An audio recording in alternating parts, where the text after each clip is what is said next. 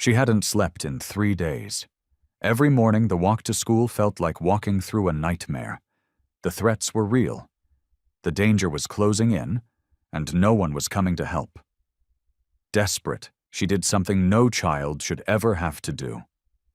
She walked up to the most feared group of men in town and asked them for protection. What happened next didn't just change her life. It exposed a darkness the entire town had been ignoring. And when 200 leather-clad bikers showed up at that elementary school, the bullies realized they'd made a terrible mistake. Before we dive into Aisha's story, I want to know, where are you watching this from? Drop your city and country in the comments right now. Are you watching from your living room in Texas, your kitchen in the UK, your office break room in Australia? Let me know, because this story about courage, community, and protection, it's universal. It crosses borders. And I want to see how far Aisha's message reaches today. All right, let's go back to where it all started. Aisha Johnson was 7 years old, just 7. She loved dinosaurs, collected stickers of puppies, and dreamed of becoming a veterinarian someday. She lived with her mom, Tanya, in a small 2-bedroom apartment on Oak Avenue in Riverton, a quiet town where everyone knew everyone, where neighbors waved from their porches, and where nothing bad was supposed to happen. Tanya worked as a nurse at County General Hospital, pulling double shifts most weeks, just to keep the lights on and food on the table. Money was tight, but their home was filled with love. Every morning, Tanya would braid Aisha's hair before school. Every night, they'd read together before bed. Aisha's laughter filled that little apartment. She was a happy child, a normal child. But 3 weeks ago, everything changed, and what started as schoolyard teasing would become something far more sinister. It began on a Tuesday in late October. Aisha was walking to her 2nd grade classroom when 3 older boys blocked her path in the hallway. Tyler Morrison and his cousin Jake were 5th graders, bigger, louder, meaner. The 3rd boy, another 6th grader named Connor, just stood there laughing. Tyler knocked Aisha's backpack off her shoulder, her books scattered across the floor. When she bent down to pick them up, Jake kicked them further down the hall. Other kids walked past, heads down, pretending not to see. Teachers were already in their classrooms, doors closed. "Look at the baby," Tyler sneered. "Going to cry, going to run to mommy." Aisha didn't cry, not then. She gathered her books with shaking hands and walked away. She told herself it was nothing. Just mean kids being mean. It would stop.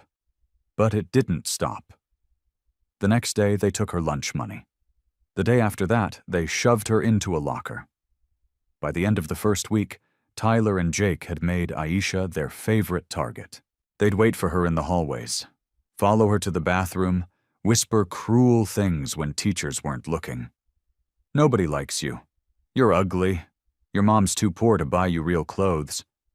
Aisha started taking different routes through the school, trying to avoid them. But Riverton Elementary wasn't that big. There was nowhere to hide. Week 2, the bullying intensified. Tyler started tripping Aisha in the cafeteria. She fell hard one day, her tray clattering to the floor. Food splattered across her shirt. The entire lunchroom erupted in laughter. Aisha ran to the bathroom and stayed there until lunch period ended. She stopped eating lunch after that. She'd hide in the library instead, pretending to read, her stomach growling. Jake began following her after school. He'd walk 20 FT behind her, just close enough that Aisha knew he was there, just far enough that she couldn't prove he was following her. Sometimes Tyler would be with him. They'd laugh and point. They'd shout things. "We know where you live, Aisha. Better watch your back.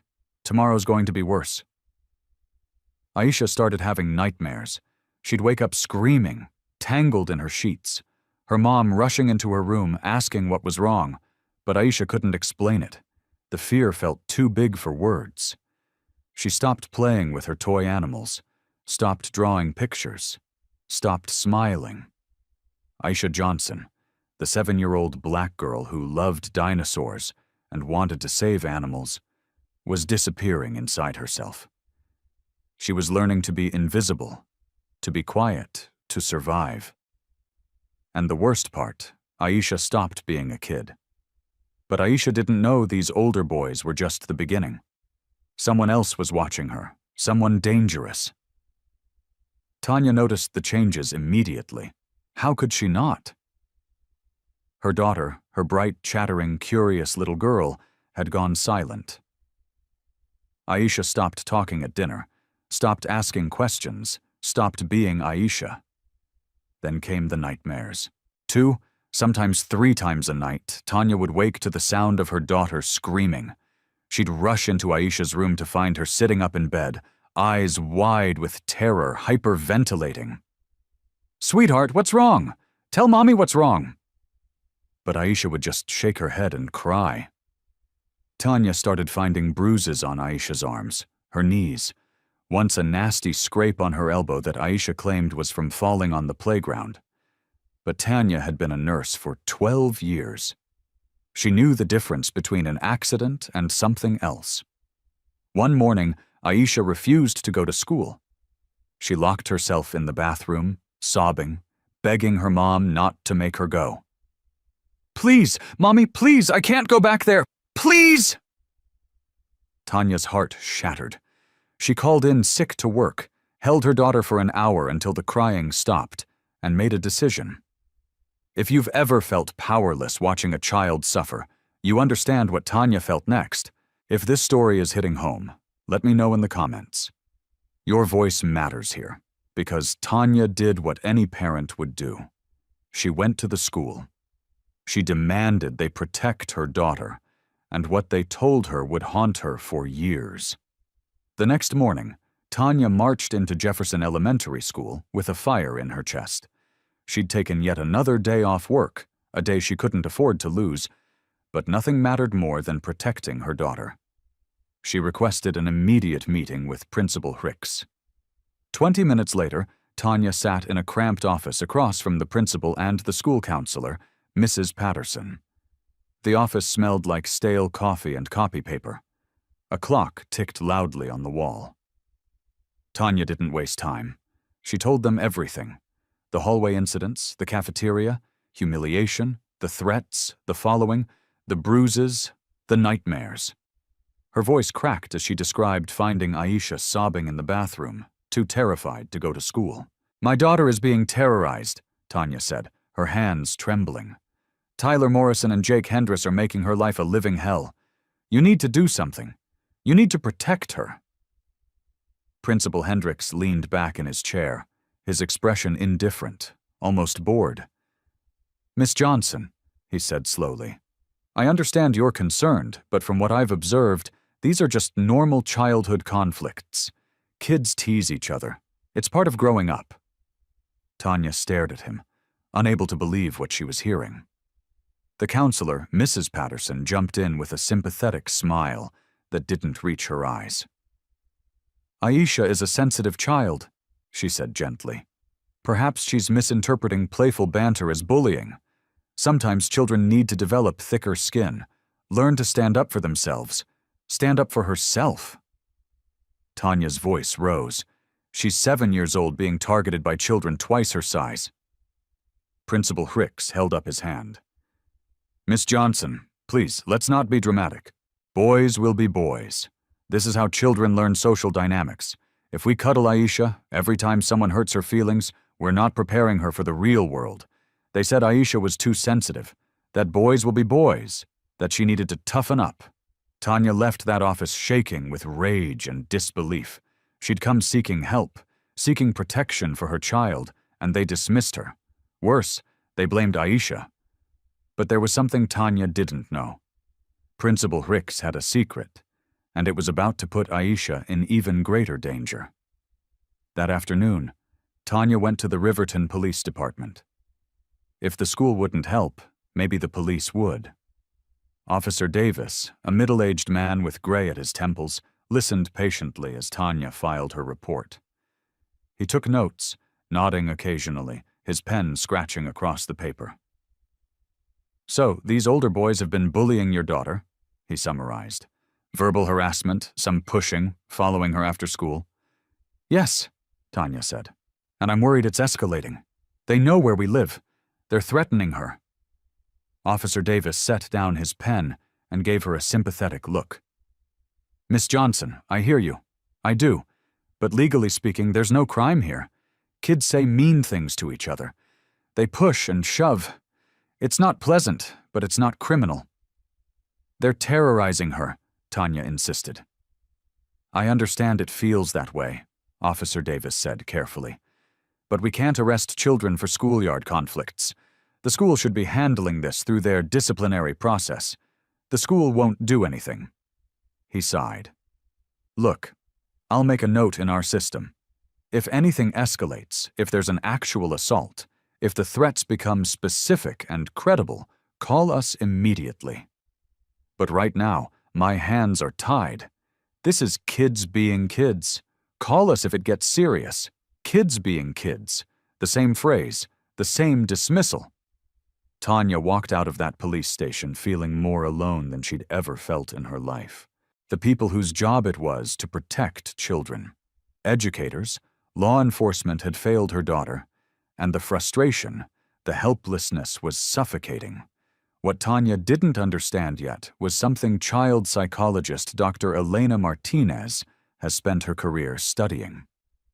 When institutions fail to protect vulnerable children, when adults dismiss their fear as oversensitivity, they don't just fail to solve the problem, they make it worse. They teach predators that they can act with impunity. They teach victims that no one will help them, and they create the conditions for escalation because bullies don't stop when they're ignored. They get bolder. That night, Tanya sat Aisha down for another conversation. She needed to understand exactly what was happening, needed details to figure out what to do next. "Baby," she said gently, holding Aisha's small hands. "I need you to tell me everything. Every single thing these boys have done, even the scary parts." Aisha was quiet for a long moment. Then, in a voice so small, Tanya had to lean in to hear it. Aisha said something that made Tanya's blood run cold. "It's not just Tyler and Jake anymore, Mommy." Tanya's heart stopped. "What do you mean?" There's a bigger boy in a car." "What bigger boy? What car?" Aisha's eyes filled with tears. "I don't know his name, but he's really big, like a grown-up, and he drives a black car. He started following me home last week. At first, I thought it was just there, but then I saw him 3 days in a row. And yesterday?" "Yesterday?" "What, sweetheart?" "Yesterday, he rolled down his window and he said he knew where I lived. He said, I better watch myself." He was smiling, Mommy, but it wasn't a nice smile. Tanya felt ice spread through her veins. This wasn't schoolyard bullying anymore. This was a teenage boy, or possibly an adult, stalking her 7-year-old daughter, threatening her, following her home. Her little girl was being stalked, and the school, the police, they'd done nothing. They told her it wasn't serious enough. They told her to wait until something worse happened. How much worse did it need to get? Tanya held Aisha close that night, her mind racing. She'd call the police again tomorrow. She'd go back to the school. She'd do whatever it took. But Tanya had no idea that Aisha was about to take matters into her own hands, and her solution would change everything. Because sometimes when the system fails you, when the adults who are supposed to protect you turn away, you have to find your own way to survive. You have to find your own protectors.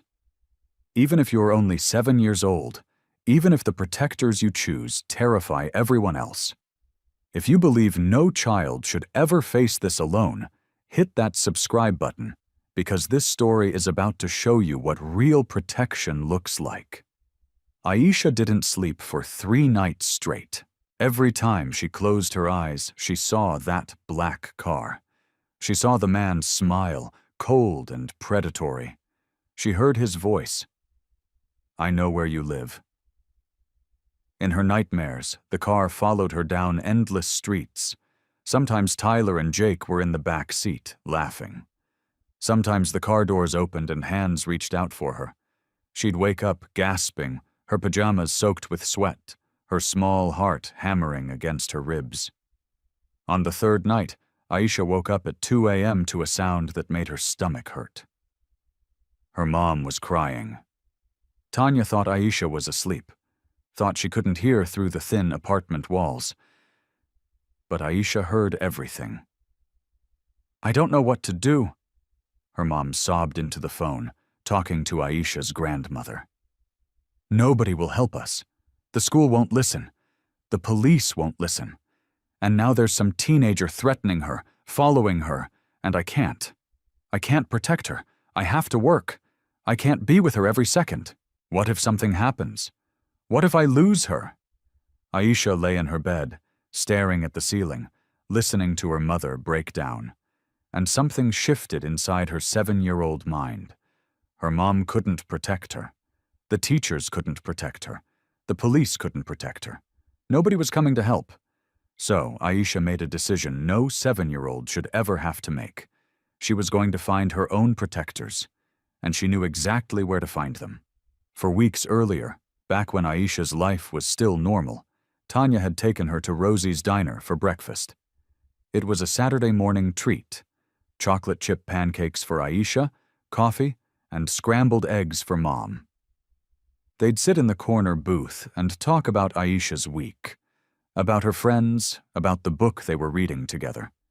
That particular Saturday morning, Aisha had noticed them immediately. The bikers, 8 of them, maybe 10, sitting at the long counter that ran along the diner's front window. They were huge men, leather vests stretched across broad shoulders, arms covered in tattoos. Their motorcycles gleamed in the parking lot outside, chrome and steel, powerful and loud. Aisha had never seen people like them before. They looked like characters from a movie, dangerous, intimidating. Other customers gave them a wide berth, avoiding eye contact, speaking in hushed voices. But Aisha, curious as children are, watched them.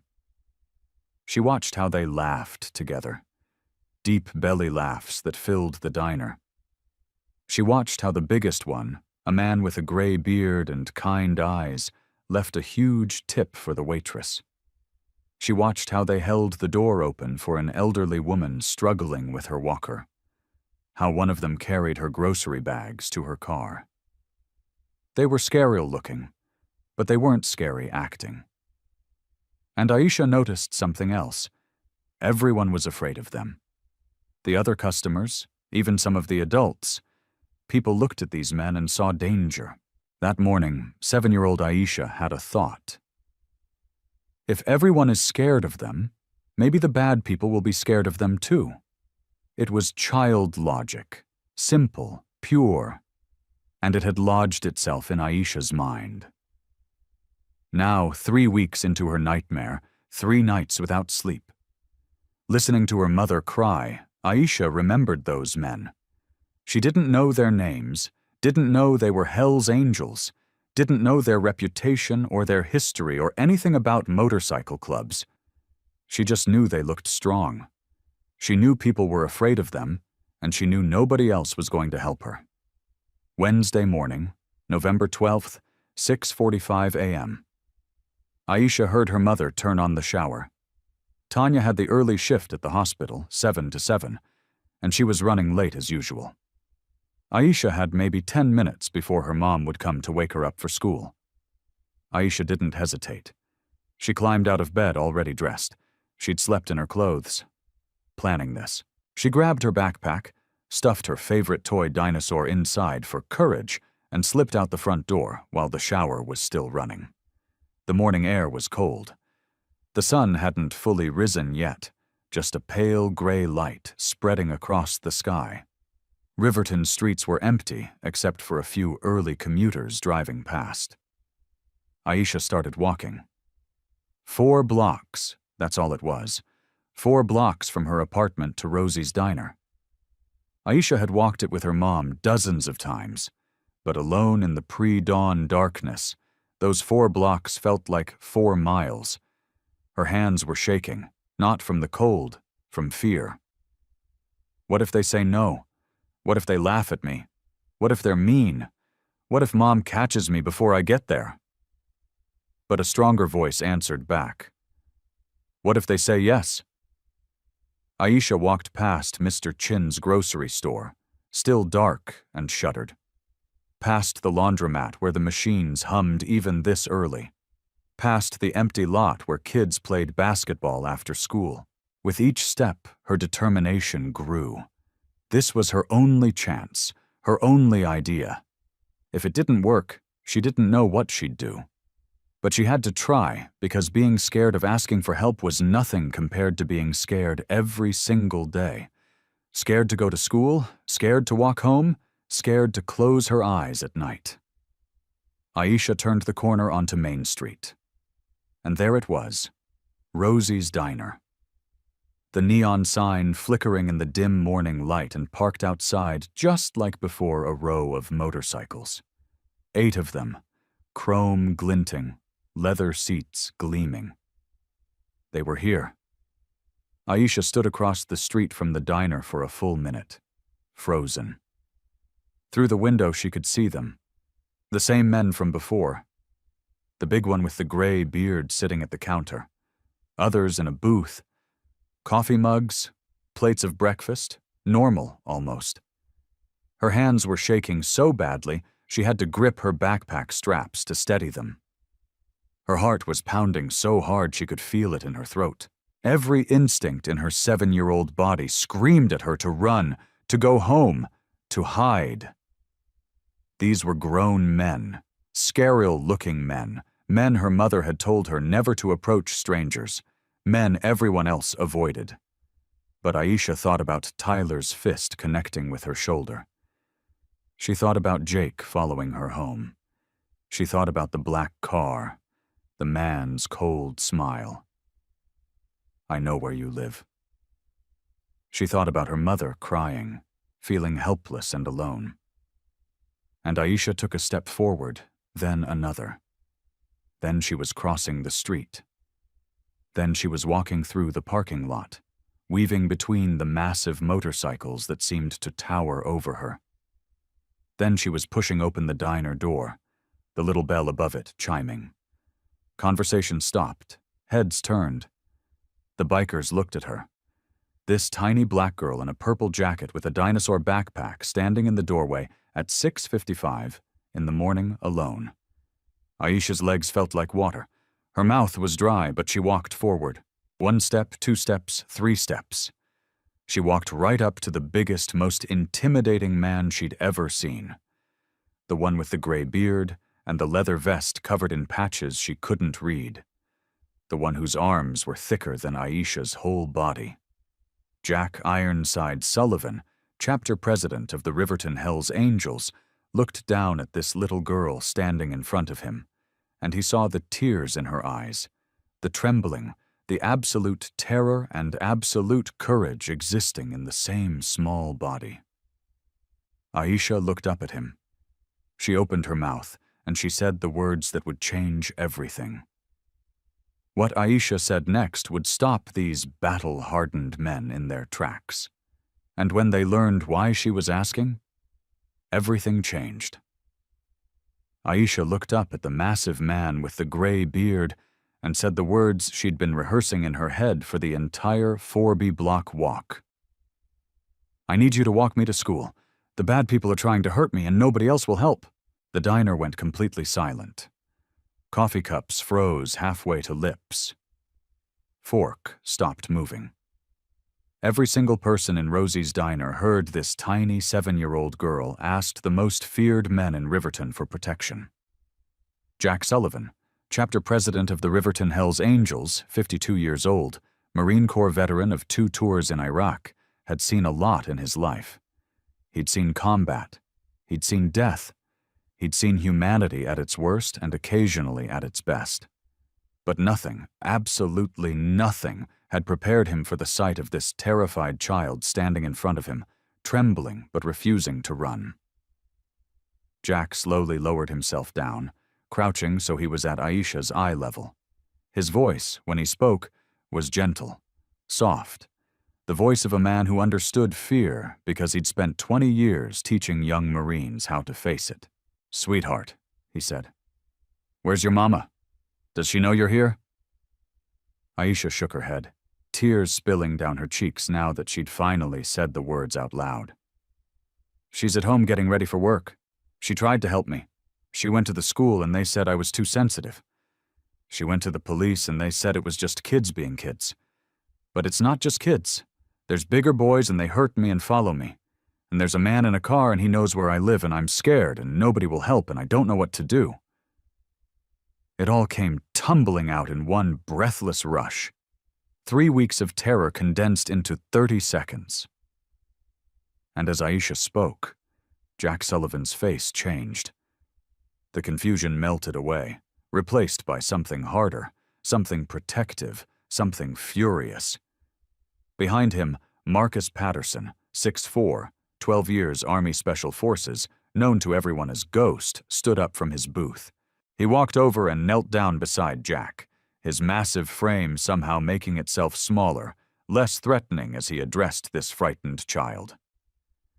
"Little one," Marcus said in his deep, rumbling voice, "we're going to help you, but we need you to tell us everything. Can you do that? Can you tell us about these people who are hurting you?" Aisha nodded and began to talk. She told them about Tyler Morrison and his cousin Jake, about the hallway incidents, the cafeteria humiliation, the stolen lunch money, the bruises. She told them about being followed after school, about the threats, about the nightmares. And then she told them about the car. "It's black," Aisha said, her voice dropping to a whisper, and the boy driving it is really big, like a grown-up. He started following me last week, and 3 days ago, he rolled down his window and said he knew where I lived. He said, "I should watch myself."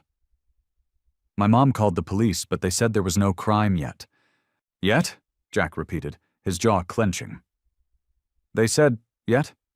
Aisha nodded. "This car," Marcus said carefully. "Can you describe it more?" "What kind was it?"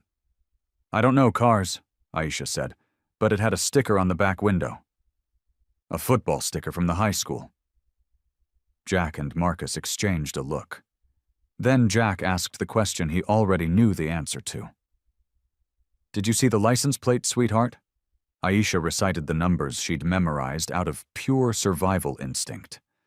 And when she finished, Jack Sullivan's entire body went rigid. Because Jack knew exactly who Travis Morrison was, Jack stood up slowly, his knees cracking.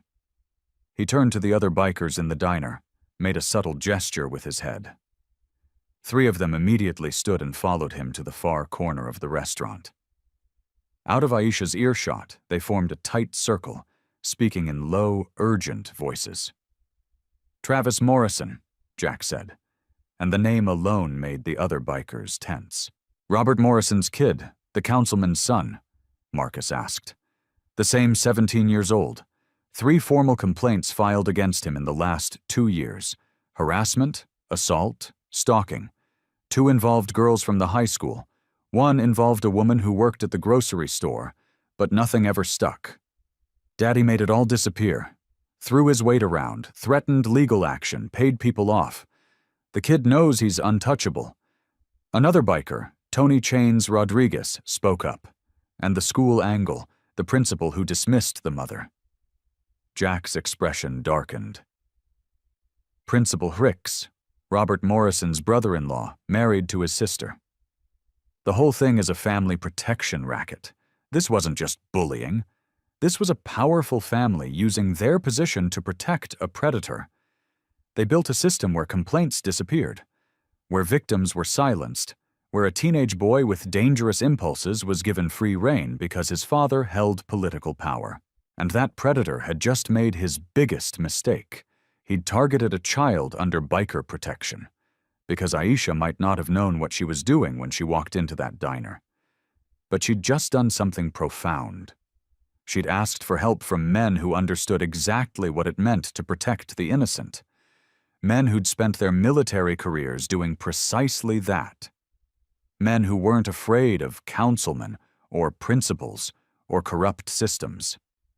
If corruption like this makes your blood boil, comment, "No more protection for bullies." Every comment helps push back against this kind of abuse of power. Jack pulled out his cell phone. His fingers moved quickly across the screen, pulling up information he'd been keeping tabs on for months. Photos appeared.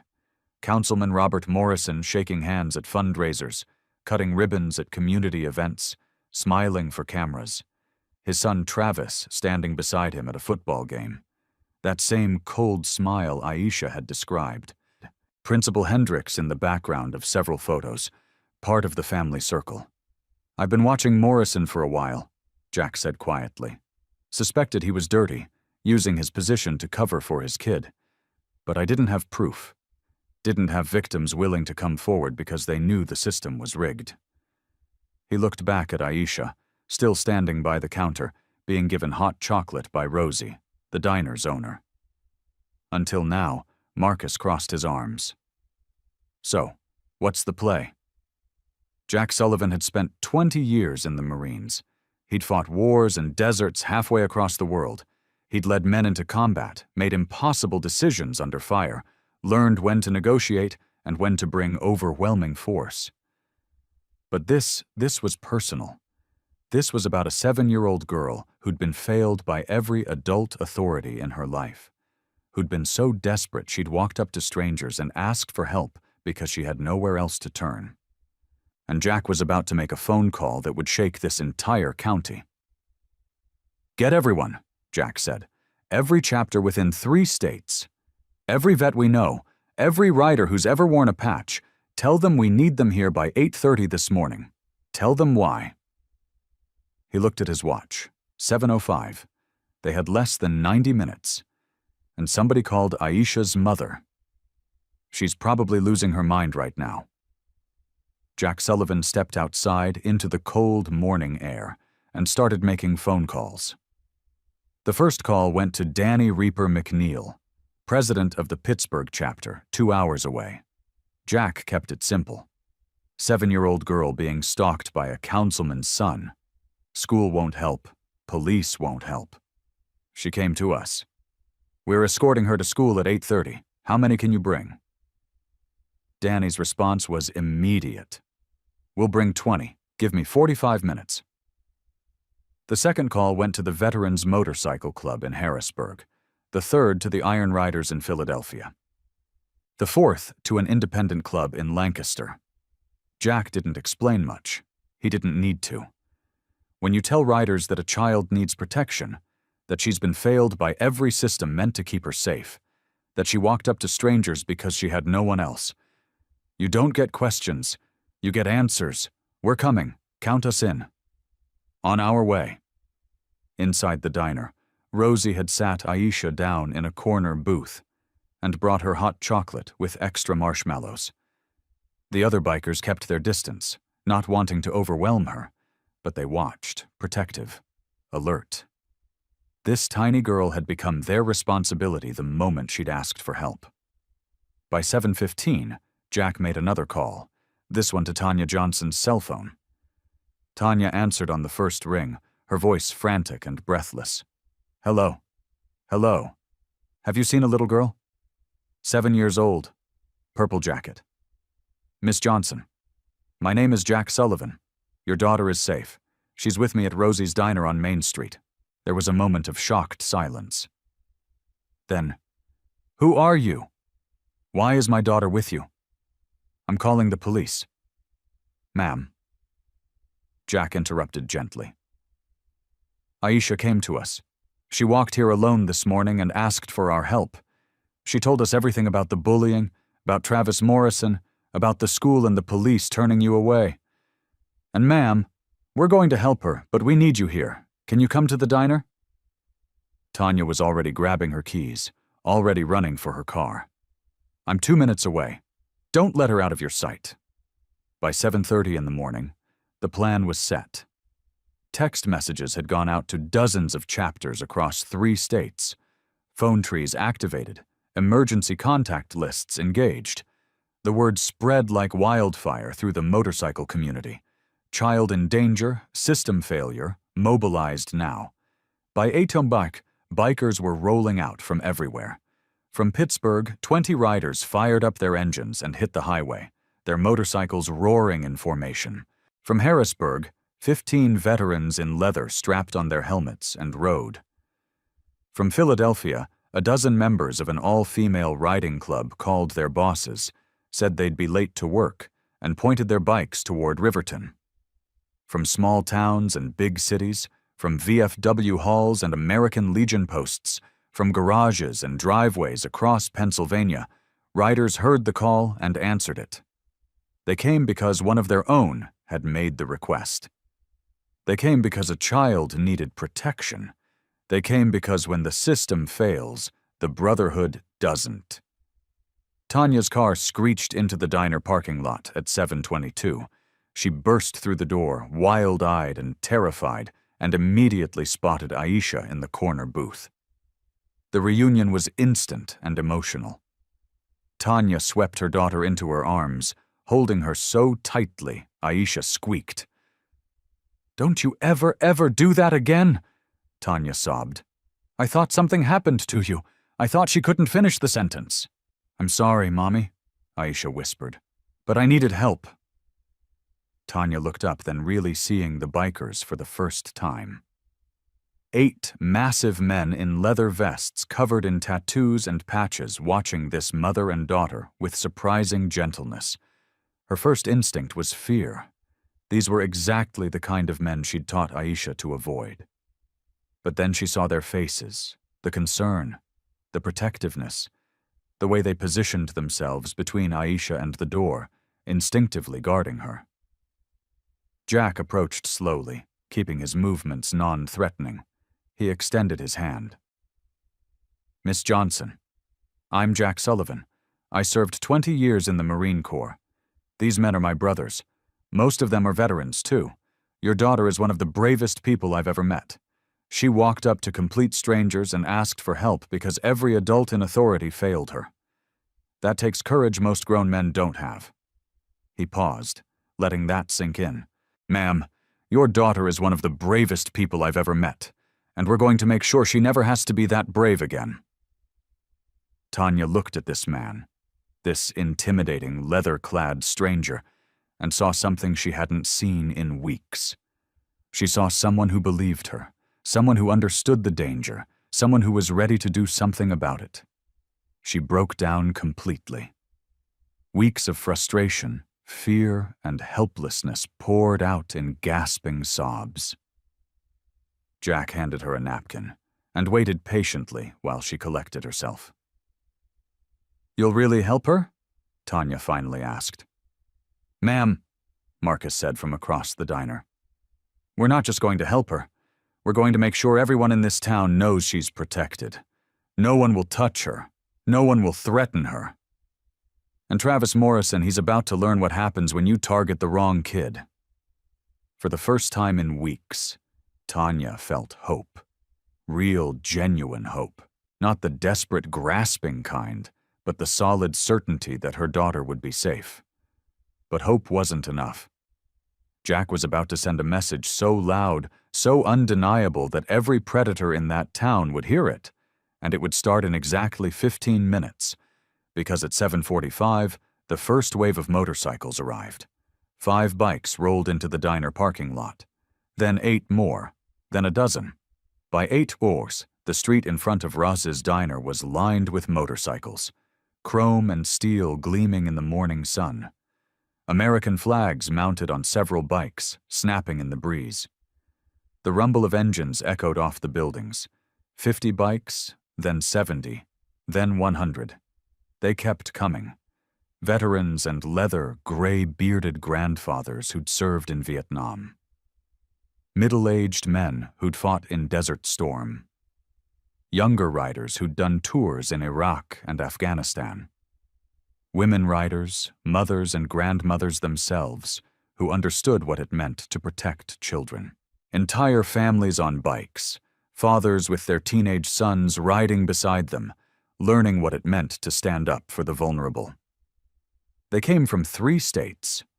They left jobs, called in favors, canceled plans, broke speed limits to get there in time because a 7-year-old girl had asked for help. And bikers, they answer that call. It's not about patches or clubs or rivalries. It's about the code. You protect those who can't protect themselves. You stand up for the innocent. You don't let predators win. By 8:15, the crowd had grown so large that police had to redirect traffic. Officer Davis, the same cop who told Tanya there was nothing he could do, stood on the sidewalk, staring in disbelief at the assembly forming in front of him. Jack walked through the rows of motorcycles, greeting riders, shaking hands, explaining the situation in brief, clipped sentences. Every biker he spoke to had the same reaction. Jaw clenching, eyes hardening, a nod of understanding. This was personal now for all of them. Inside the diner, Aisha pressed her face against the window, watching in amazement as the parking lot transformed into a sea of leather and chrome. She'd asked for help from 8 men. She'd gotten 200. At 8:25, Jack gathered everyone together. 200 riders in formation, engines idling, ready to roll. He gave final instructions, formation positions, speed limits, behavior expectations. This wasn't a show of force. It was a promise of protection. At 8:30 a.m., 200 motorcycles rolled toward Jefferson Elementary School. The sound was deafening, a sustained roar that echoed through Riverton's quiet streets. Windows rattled, car alarms triggered.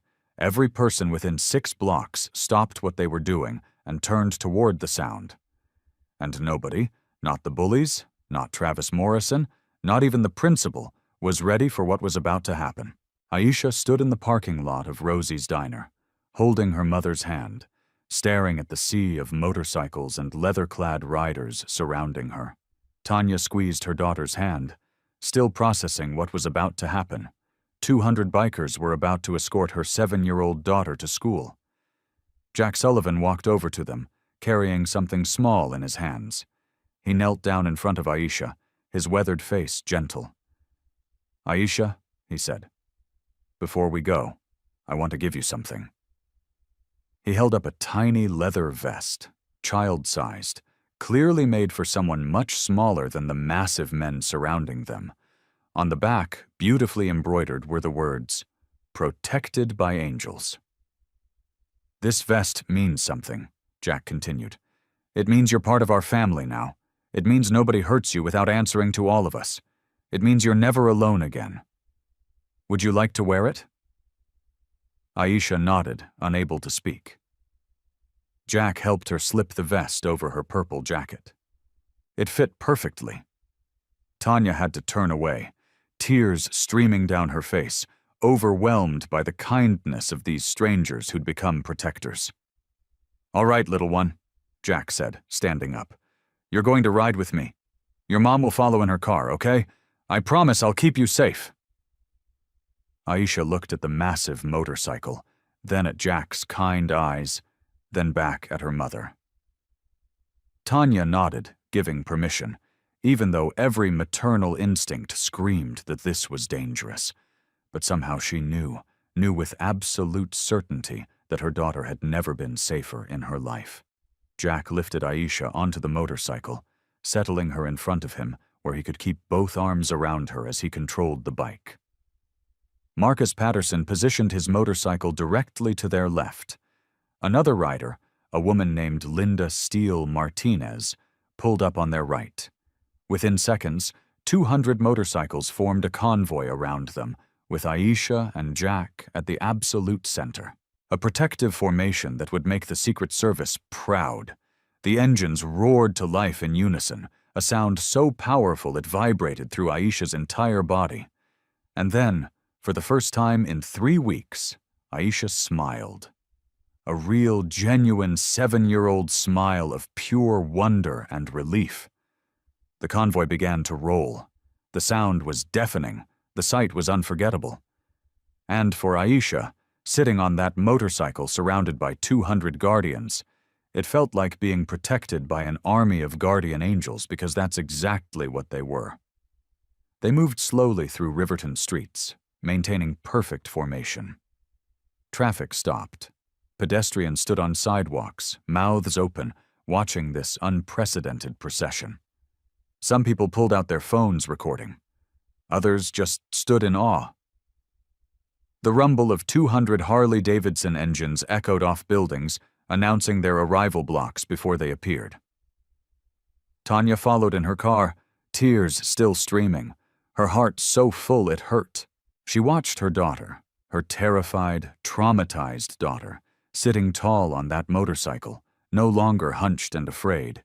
Aisha was waving at people on the sidewalks. She was smiling. She was being a kid again.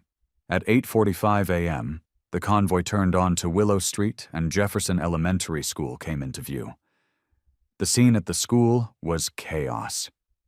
Parents were in the middle of the usual morning drop-off routine, kissing kids goodbye, reminding them about after-school pickups, chatting with other parents. Then they heard it, that unmistakable roar of motorcycle engines growing louder, getting closer. Conversations stopped mid-sentence. Parents froze. Kids pressed their faces against car windows. Everyone turned toward the sound, and then they appeared. 200 motorcycles rolled into view, moving in perfect formation. American flags snapping in the wind, chrome gleaming in the morning sunlight. At the center of this massive convoy was a tiny black girl in a purple jacket and a child-sized leather vest sitting on a motorcycle with a gray bearded man who looked like he could wrestle bears. Jaws dropped. Parents grabbed their phones. Kids pointed and shouted with excitement. Teachers rushed out of the building, drawn by the commotion. The playground, where children were waiting for the morning bell, erupted in amazed chatter. Principal Hicks emerged from the main entrance, his face going from confused to pale to absolutely bloodless as he realized what was happening. He recognized Aisha immediately, and he understood in that instant that his career was over. The motorcycles formed a protective perimeter around the entire school. They didn't park haphazardly. This was military precision. They created a wall of steel and leather, a barrier that said, without words, "This child is protected. This school is being watched. And if you've been complicit in harming children, your time is up." Jack brought his motorcycle to a stop directly in front of the school entrance. He helped Aisha down carefully, making sure her feet were steady on the ground. Marcus and Linda flanked her immediately. Tanya parked and rushed over, joining her daughter. 200 motorcycles formed a protective wall around that school. And when Aisha climbed off that bike and walked toward the entrance, every child, every parent, every teacher saw exactly what was happening. The most vulnerable child in that school was now the most protected. The students on the playground erupted in cheers. Little kids jumped up and down, pointing at Aisha, talking excitedly about the motorcycles. Older kids stood stunned, suddenly understanding that the quiet second grader they'd seen getting picked on had just arrived with an army. Aisha walked toward the school entrance. Her mother on one side, Jack Sullivan on the other, Marcus Patterson and Linda Panda Martinez flanking them like bodyguards. Other bikers formed a corridor, creating a pathway of protection. Aisha didn't walk with her head down this time. She didn't try to be invisible. She walked with her chin up, her small hand gripping Jack's massive one, protected and proud. But not everyone was celebrating. On the far edge of the playground near the basketball courts, Tyler Morrison and his cousin Jake stood frozen. Their faces had gone white. Their mouths hung open because walking directly toward them, having deposited Aisha safely at the school doors, was Marcus Ghost Patterson, 6'4", 250 lb of pure muscle, and he was staring right at them. Marcus walked slowly across the playground. Kids parted like the Red Sea. Other bikers had positioned themselves strategically, ensuring there was no escape route. Tyler and Jake were 12 and 11 years old, respectively, big for their ages, used to being the intimidating ones. But right now they looked like the children they actually were, scared children. Marcus stopped directly in front of Tyler. He looked down at this boy who'd spent weeks terrorizing a 7-year-old girl. Marcus crouched down slowly, bringing himself to eye level with Tyler. He spoke in a voice so quiet that only Tyler and Jake could hear him. The words were carefully chosen. No threats, nothing that could be called assault or intimidation legally. But the message was crystal clear. Whatever Marcus said, it made Tyler Morrison start crying. Right there on the playground in front of everyone, the school bully broke down in tears. Jake had already started backing away, tripping over his own feet in his haste to escape. Marcus stood up, gave both boys one last look, and walked back toward the school entrance. His job was done. What Marcus said would haunt Tyler for years. But that wasn't the real message. The real message was about to be delivered to someone far more dangerous. Because across the street from Jefferson Elementary, parked in the lot of a closed insurance office, sat a black car with a high school football sticker on the back window. Travis Morrison, 17 years old, had been watching. He'd planned to follow A-ish A again, maybe escalate his threats, continue his pattern of terrorizing vulnerable targets. It had always worked before. Daddy always made the problems go away, but when Travis saw the motorcycles, when he saw 200 bikers surrounding the school, when he realized this wasn't going to be a normal day, he started his engine. Time to leave. Time to disappear and let this blow over like everything else. He put the car in reverse. That's when 5 motorcycles pulled into the parking lot behind him, blocking his exit. Not aggressive, not speeding, just there, deliberately positioned so Travis couldn't move his car an inch. Travis's hands tightened on the steering wheel. His heart started pounding. He looked in his rear-view mirror and saw them dismounting, walking toward his car with unhurried certainty. Jack Sullivan approached the driver's side window. He didn't knock. He didn't need to. Travis rolled down the window because what else could he do? Jack leaned down, resting one massive forearm on the car door. He looked Travis Morrison straight in the eyes. This teenager who'd been stalking a 7-year-old, who'd been using his father's position to act with impunity, who'd never faced real consequences in his entire privileged life. Jack's voice when he spoke was calm, almost conversational, but there was steel underneath, cold and absolute. Travis Morrison. Jack said, "I know who you are. I know who your father is. I know what you've been doing to that little girl, and here's what's going to happen now. If you ever come within 100 yards of that little girl again, you won't be dealing with police. You'll be dealing with us. And we don't forget. We don't forgive. We protect our own. She's our own now. Understand?" Travis nodded frantically, unable to speak, his face drained of all color. "That goes for any child in this town," Marcus added from behind Jack. "You've got a problem with vulnerable people. That ends today. We'll be watching you, Travis, every day, everywhere you go. One wrong move, one hint that you're targeting someone who can't fight back, and we'll know, and we'll come find you." The 5 bikers stepped back, letting Travis's car move. He didn't wait. The moment the path was clear, Travis Morrison peeled out of that parking lot like the devil himself was chasing him. In a way, 200 devils were. Travis was scared, but Jack knew scared wasn't enough because Travis's father, County Councilman Robert Morrison, still had power, and he was about to use it. But what Councilman Morrison didn't know was that Jack had already made another call to someone Morrison couldn't intimidate. By 9:30 in the morning, the local news crews arrived. Channel 7 News, Channel 3, even a crew from the Pittsburgh affiliate. Jack had called them all at 7:45, right after organizing the escort. He'd given them a simple message. Child protection story at Jefferson Elementary. 9:30 a.m., bring cameras. The reporters set up quickly interviewing parents who were still lingering in the school parking lot, processing what they just witnessed. And once the cameras were rolling, once parents realized someone was finally paying attention, the floodgates opened. A mother named Jennifer Hay spoke first, her voice shaking with emotion. My son has been bullied at this school for 2 years. I filed complaint after complaint. Nothing ever happens. The Morrison boys do whatever they want, and the principal does nothing.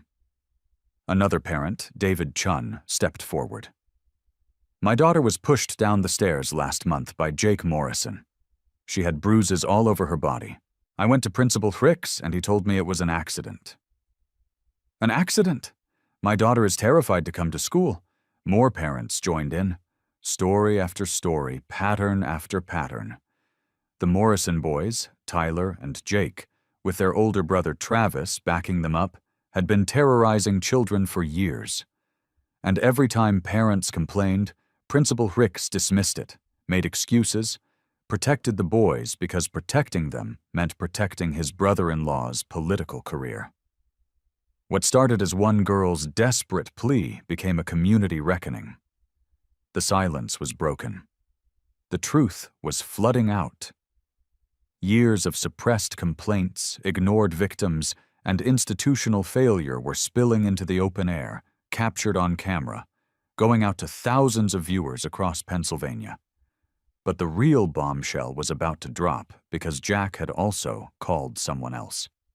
Someone who'd been investigating the Morrison family for months. At 9:55 a.m., an unmarked black sedan pulled up to Jefferson Elementary. A woman in a dark suit stepped out carrying a badge and a briefcase. Special Agent Victoria Chun, FBI. Jack walked over to greet her, shaking her hand like an old friend. Because they were old friends, they'd served together in the Marines 15 years ago, before Victoria had joined the Bureau and Jack had come home to Riverton. Jack, she said, when you called this morning, I thought you were exaggerating. I never exaggerate, Jack replied. You know that Victoria had been investigating Councilman Robert Morrison for 8 months. Political corruption, bribery, using his position to obstruct justice. But the case that had really caught her attention was the pattern of complaints against his son, Travis. Complaints that mysteriously disappeared. Witnesses who suddenly refused to cooperate, evidence that vanished from police records. Travis Morrison had been targeting vulnerable children for years. Children from poor families. Children whose parents didn't have the resources or connections to fight back. Children who could be silenced. Aisha Johnson was supposed to be another silent victim. Another complaint that disappeared. Another family that gave up because the system was rigged against them. But Aisha hadn't stayed silent. She'd asked for help from people who couldn't be intimidated or bought off. And now, with 200 witnesses, with news cameras rolling, with a community finally speaking up, Victoria Chun had everything she needed. Travis's harassment of Aisha. Victoria explained to Jack, standing just outside the range of news cameras. It's part of a pattern.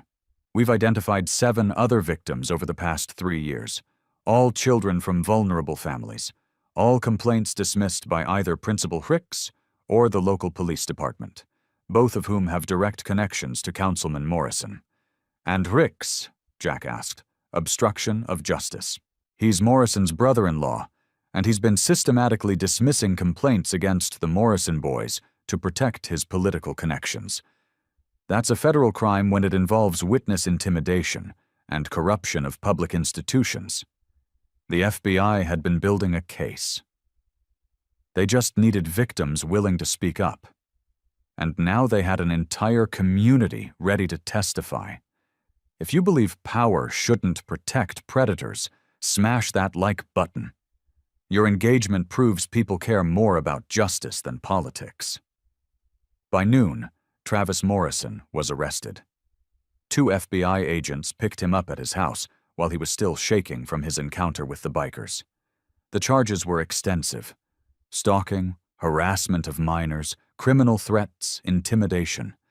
His father's lawyers immediately started making calls, pulling strings, trying to make it go away like they always had. But this time was different.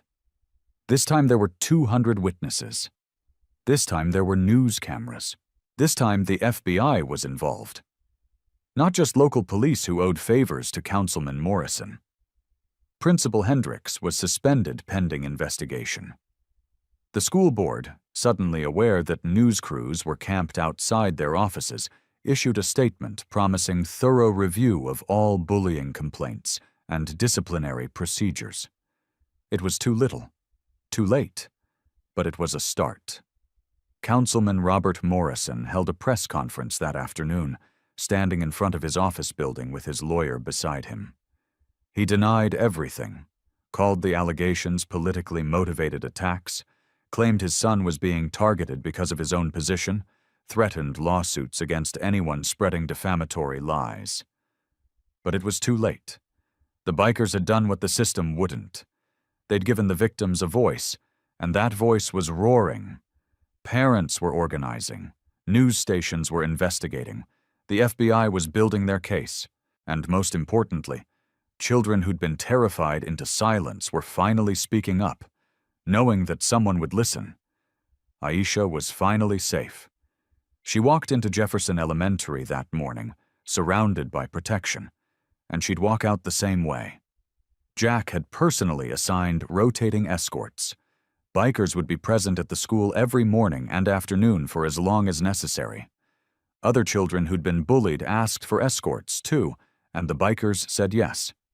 Within days, Jefferson Elementary became the safest school in the state. But the story, it was just beginning to spread. By that evening, Aisha's story was on the national news. By the next morning, it had gone viral on social media. Within 48 hours, Hell's Angels chapters across the country were starting their own child protection escort programs. And what happened over the next 2 weeks would prove that one small act of courage can change everything. The next morning, the bikers were there again, and the morning after that, and the one after that. For 2 straight weeks, little Aisha Johnson was escorted to school by a rotating wall of chrome and leather. Never fewer than 20 riders, sometimes 50. And every morning, without fail, Jack Sullivan was there, 7:45 sharp, helmet in hand. A smile for Aisha and a quiet promise in his eyes. "You're safe now." But on day 3, something unexpected happened. A shy 4th grader named Marcus, small for his age, glasses too big for his face, a fading black eye, walked up to Jack. "Sir, could someone maybe walk with me too?" he asked. "There are some boys who wait for me behind the gym." Jack crouched down, met his eyes. "What's your name, son?" "Marcus Chun." Jack nodded. "All right, Marcus Chun. Tomorrow morning you meet us here at 8:30, and nobody's going to bother you again." The next day, Marcus had his own escort. 2 bikers walking him to class past the gym where his bullies used to wait. Those kids took one look at the men beside Marcus and disappeared. By the end of the week, 12 kids had escorts, children who'd suffered in silence, finally speaking up. Every time a new name came forward, the bikers said yes. Jefferson Elementary became the safest school in the state. Not because of cameras or security guards, but because of community. And Aisha, she was coming back to life. Within days, she was sleeping through the night. By the end of the week, she had a new friend at lunch. A little girl who loved dinosaurs, too. Aisha was laughing again, eating, playing, being 7. The terrified child who'd walked into that diner 2 weeks earlier was gone. In her place stood a little girl with sunshine in her eyes. When the local news returned, they asked her mother, Tanya, what had changed. Tanya's voice broke as she answered. "They gave me my daughter back. These men everyone said to fear. They protected her heart, not just her body. They gave her childhood back, Aisha started drawing again. Crayon sketches of motorcycles and big men in vests. One showed her holding hands with Jack. At the top, in crooked 7-year-old letters, it read, "Me and Papa Bear." That's what she called him now, Papa Bear. And Jack, the Marine who'd seen war, would tear up every time he heard it. Something else began to change, too. Parents inspired by the bikers started walking kids to school together, neighbors protecting neighbors. The spirit of community spreading wider than the sound of any Harley engine. Meanwhile, justice rolled forward. Travis Morrison, the bully who started it all, pleaded guilty. Probation, therapy, community service, and a lifetime record. His father, the powerful councilman who tried to protect him, lost his re-election by 37 points. The town had spoken. No one is above accountability. The school board overhauled everything. New anti-bullying rules, real reporting systems, real consequences. The system didn't change because it wanted to. It changed because it had to. And through it all, Riverton's view of the bikers transformed. Men once feared were now celebrated. Businesses sponsored community rides. Rosie's Diner hosted a bikes and barbecue fundraiser. The VFW partnered with the Hells Angels for youth mentorship. The town that once crossed the street to avoid them now crossed the street to thank them. But the story didn't stay in Riverton. The video of 200 bikers surrounding Jefferson Elementary went viral. 8 million views in a week. Other chapters took notice. Oakland started their own safe passage program. Then Phoenix, then Atlanta, then Chicago. Within 6 months, biker escorts were happening in 43 states.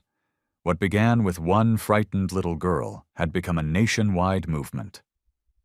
For months later, Riverton held a ceremony in the town square. The mayor handed Jack Sullivan the key to the city. But Jack smiled, looked down at Aisha, and said, "This belongs to you, little one. You're the bravest person here. You started this." He handed her the key. Aisha clutched it in both hands, eyes bright, smile pure. A week later at a school assembly, she stood at the microphone so small they had to lower the stand. "My name is Aisha Johnson," she said. "I was scared once, but I learned something. Being scared doesn't mean you're weak. Asking for help doesn't mean you're alone. It means you're brave. If you're scared, tell someone. Keep telling them until someone listens. Because there are good people everywhere. You just have to find them." The gym erupted in applause. Teachers cried, parents cheered, and in the back, 20 tough bikers wiped tears from their faces. Because they knew the most important battles aren't fought with fists or guns, but with courage and compassion. And all of it, every single ripple, started because one little girl refused to stay silent. If Aisha's courage inspired you, hit that subscribe button because there are thousands of stories like this. Stories of everyday people doing extraordinary things. Comment. I stand for protecting kids if you believe no child should face their fears alone. Your voice matters. Your engagement tells YouTube that these stories deserve to be heard. Share this video with someone who needs to remember that heroes exist. They don't always wear capes. Sometimes they wear leather. Thanks for watching. Thanks for caring. And remember, courage isn't the absence of fear. It's asking for help when you need it.